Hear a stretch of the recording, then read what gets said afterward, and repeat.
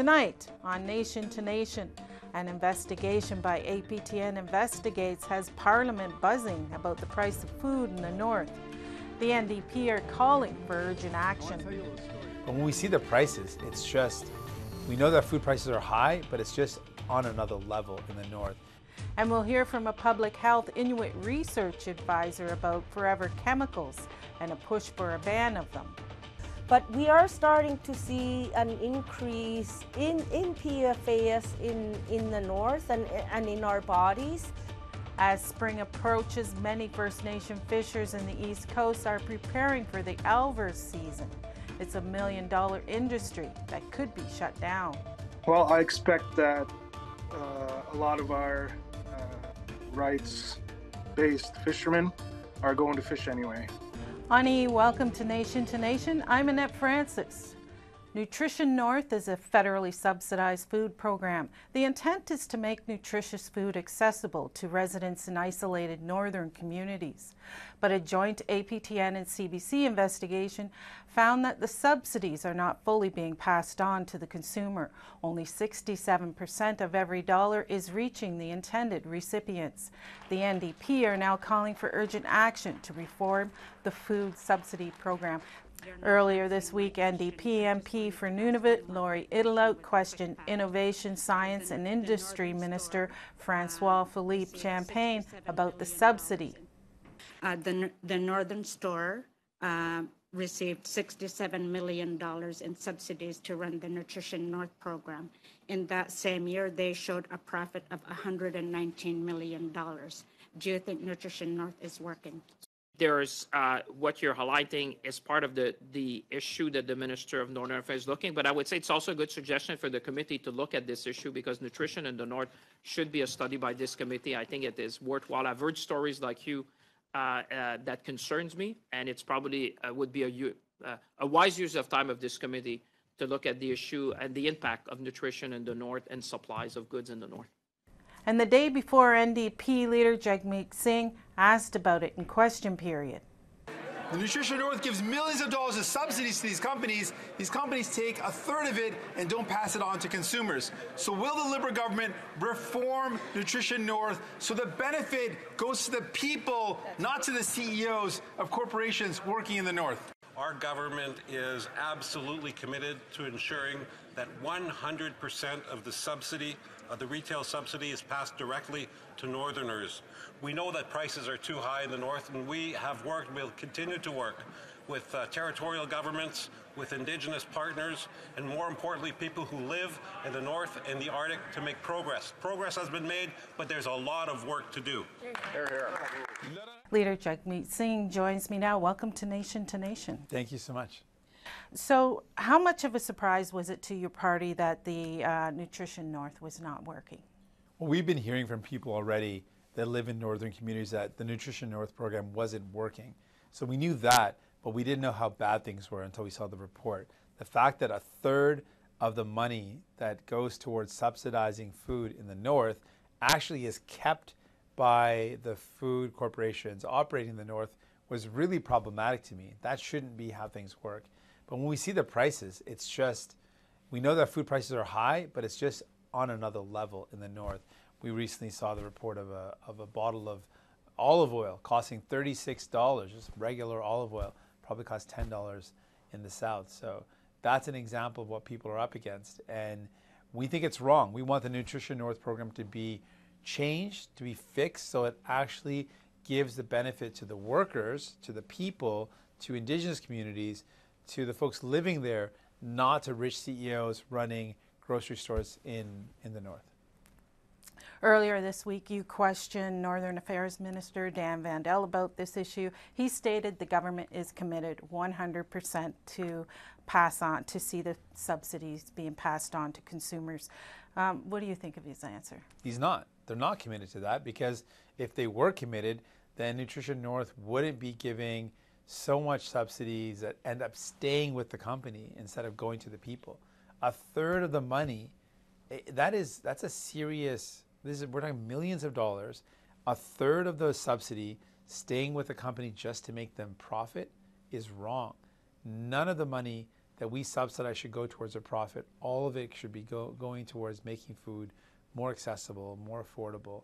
And that is a problem when that much of the subsidy is being used for profits. It's wrong, and it is why we are saying there has to be an overhaul of Nutrition North so it works. One of the issues that Lori Idlow, who's our critic, she's from Nunavut, has raised is that there are ways to make sure Nutrition North funds hunters and trappers who are using who are living traditional ways to bring traditional food or country food to residents. That's nutritious food. That's supporting local hunters, local folks. That's a good use of public money.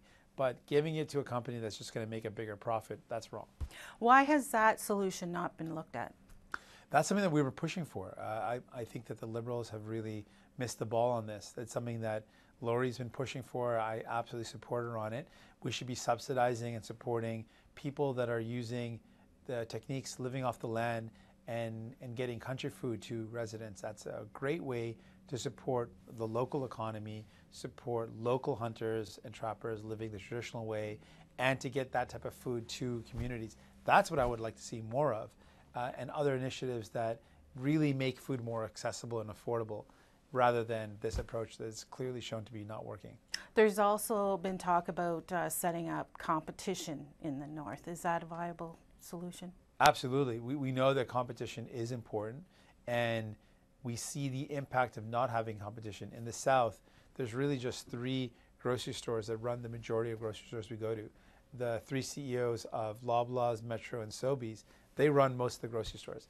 In the north, it's even less. Sometimes there's just 1, maybe 2 operating in certain northern or rural or indigenous communities, and that is a problem. When there's not competition, the companies that are there, they can operate free-for-all. They can do whatever they want, make as much profit as they want, jack up the prices, rip people off, and there's nowhere else for people to go. They're stuck, and that's a problem. So more competition would certainly be welcome. Today, the Trudeau government unveiled a pharmacare bill. Will you continue to support the government until it's passed? So this is something we fought for. We believe in it. We want to make sure that medication is covered. This is going to cover diabetes medication as well as birth control. For diabetes medication, we know that this disproportionately impacts Indigenous people and racialized people. So this will help people that are not covered by things like the NHIB, which there's a lot of Indigenous people that don't actually get that coverage. So this will help those folks get free medication. We really believe that all medication should be covered. If you go to a doctor and they prescribe you medication, you should be able to take it, and that's what we believe in. Will you continue to support this government through the next federal budget? So that is remains to be seen. We've committed to ensuring that we use our power to get people the help they need, and we've got a number of things that we've written down that the government has to follow through on. If they follow through on those things, then we'll continue moving forward. If they don't, if they break their promise, they break their agreement, then we'll have to look at consequences. Oh, how do you feel about supporting Trudeau through your supply and confidence agreement? With the Liberals, has it hurt the NDP brand with an election coming up possibly within the next year? I know people are really frustrated with Justin Trudeau, and I can tell you I'm frustrated too with the Liberals. I feel like I see the government really close, and I can see how much power the federal government has. And when they don't use the power to solve the problems people are living with, it makes me angry. Like, why aren't you using the power that you have to make things better? Why do you just keep on waiting and letting things get worse and worse? So it is frustrating, but it's not about me. If it was up to just me, maybe I would have walked away a long time ago. But I think about the good that we can do using the power we have to make a difference in people's lives. We fought for more funding for Indigenous communities, and we got lots more money for that. We fought for Indigenous housing that's for Indigenous, by Indigenous, off reserve for northern rural communities where Indigenous communities live but don't have access to any housing. So we fought for that type of housing. And we made some really big strides towards getting more homes built for people that are in Indigenous communities that are struggling. So those are important things. As long as we can continue to do that work, we're going to do it. As soon as we find that we can't do it anymore and we're no longer able to push for more help to people, then we'll reconsider moving forward. Okay. Miigwech, thank you for joining us. Miigwech, my pleasure. After the break, we'll hear from an Inuit researcher about the need for a federal ban on forever chemicals.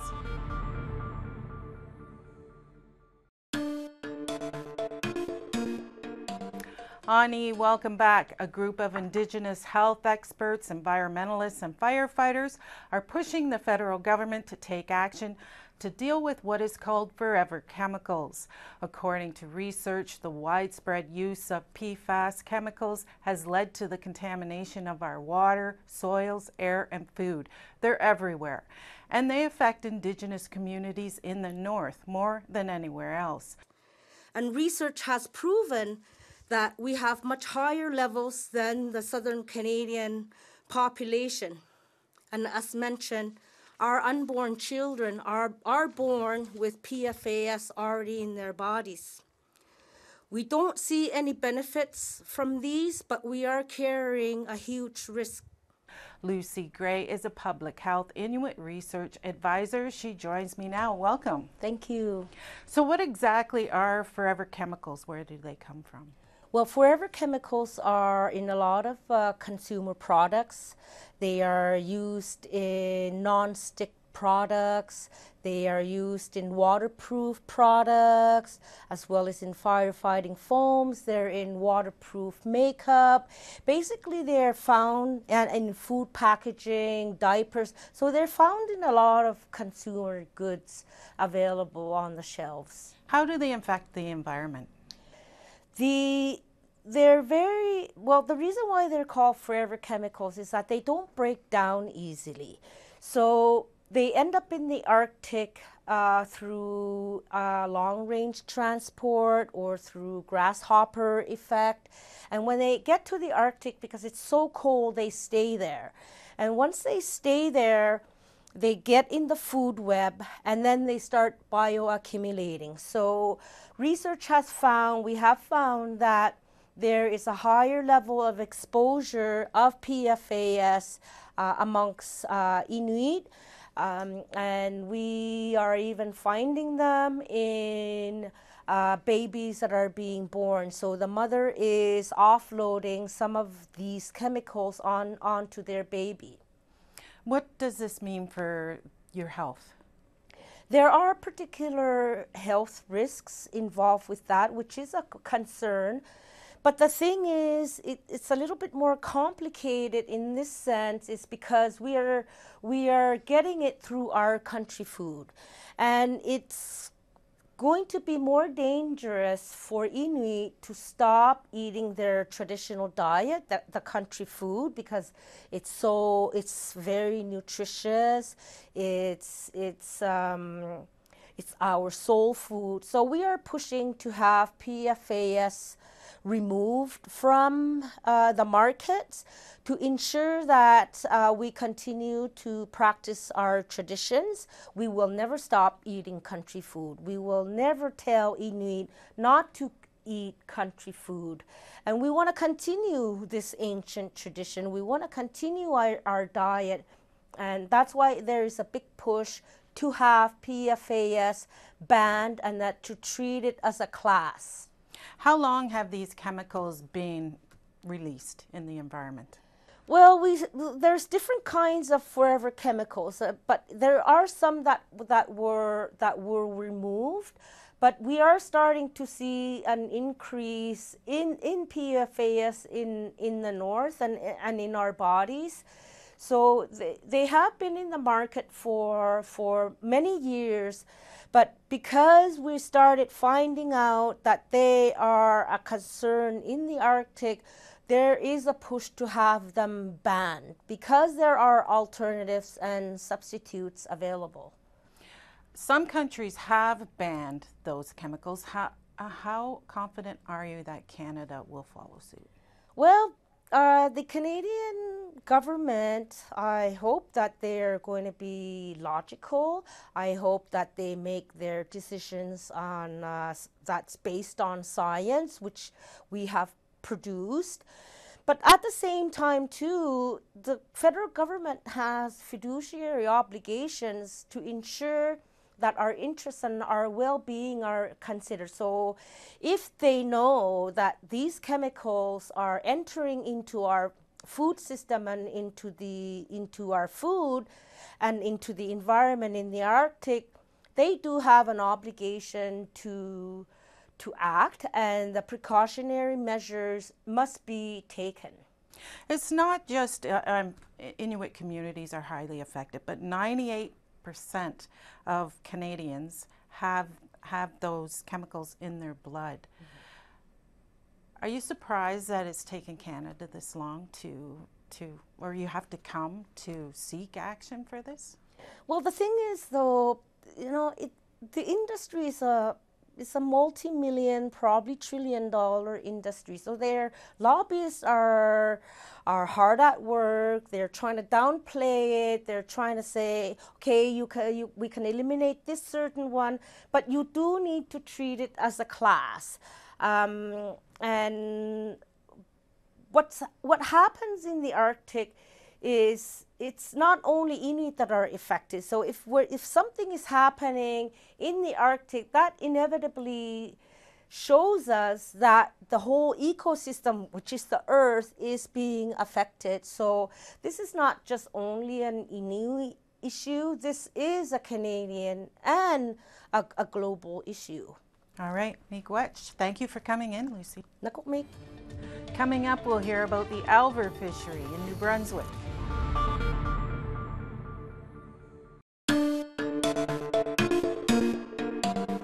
Honey, welcome back. Elvers, baby eels, or glass eels are sold to Asian markets where they are grown to adulthood for food. For East Coast fisheries and First Nations, it's an industry worth millions. A kilogram of elvers is worth up to $5,000. Last April, the elver fishery in New Brunswick was shut down by the Department of Fisheries and Oceans due to overfishing and reports of violence. But Indigenous fishers say harvesting elvers is a treaty right to earn a moderate livelihood.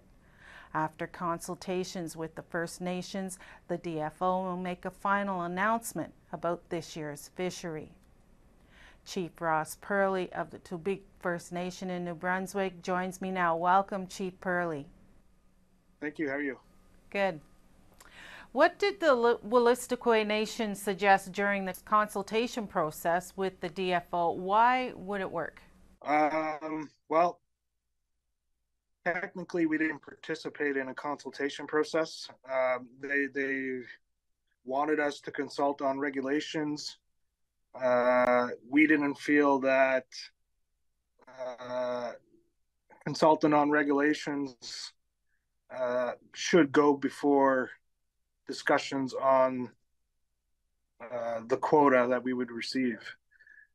Our position was that we should discuss quota and TAC first before we talk about consultations on regulations that they want to impose. Because our issue is, and it's always been, is that the fishery in its current state is unequitable to non-Indigenous, between non-Indigenous commercial license holders and Indigenous rights holders. So were there any discussions at all then to say there were consultations? They didn't happen at all. They didn't happen at all. They essentially sent us what they're recommending for regulations on the fishery. We responded stating that until we have equitable quota for Indigenous rights fishermen, that we wouldn't participate in the consultation. Regulations are irrelevant if we don't have enough quota for our people to fish and make a moderate livelihood. What would it mean to the Wolastoqey if the elver season is closed this year? What would you expect to happen? Well, I expect that a lot of our rights-based fishermen are going to fish anyway. The market will be obviously lower, but and we would prefer that we fish under a DFO license. But if DFO refuses to issue that license to our fishermen, I predict that they're going to go in and exercise their rights anyway. How many fishermen are in those communities? First Nation fishermen rely on elvers. The Wolastoqey Nation is 6 communities that go from northern New Brunswick to southern New Brunswick, and overall our population's about 8,000. And last year, I believe we registered just over 300 fishermen for the elver fishery. Is the closure of the elver season a violation of treaty rights? I should say, if so, how? I don't know if it's a violation. I think that, treaty rights is something that the government can never take away. It's something that individuals can exercise on their own without chief and council approval, without DFO approval. Our nation, wants DFO to do the right thing. We want to work in collaboration. We believe in conservation measures. But we can't get past the inequitable distribution of quota in this particular fishery, and I think that's the starting point of talks with DFO. We have to discuss the inequities there, so that the Indigenous fishermen can be equal to the non-Indigenous commercial fishermen. And that's where it starts. Then we can start talking about regulation. Then we can talk about management plans. Then we can talk about conservation issues that they may have that we share. But until we get past that first hurdle, it's hard to make any progress. How are you going to how can you get to the table to make that progress? What's it going to take? I think with a meaningful approach. I think that chiefs need to meet with decision makers, not with lower level people, not with bureaucrats. Leadership needs to meet with leadership, nation to nation, and have these discussions. That way we can, at the end of the day, come out with real resolution and real collaboration. And so far that hasn't happened. We have a letter into the minister's office for meetings to discuss the elver fishery amongst other fishery issues. And so far the minister's office has yet to respond. Okay. Miigwech, Chief, thank you for taking the time. Thank you. That's all for this week's Nation to Nation. And if you missed any part of tonight's show, you can check out our podcast. Go to aptnnews.ca/podcast. Miigwech, and have a good evening.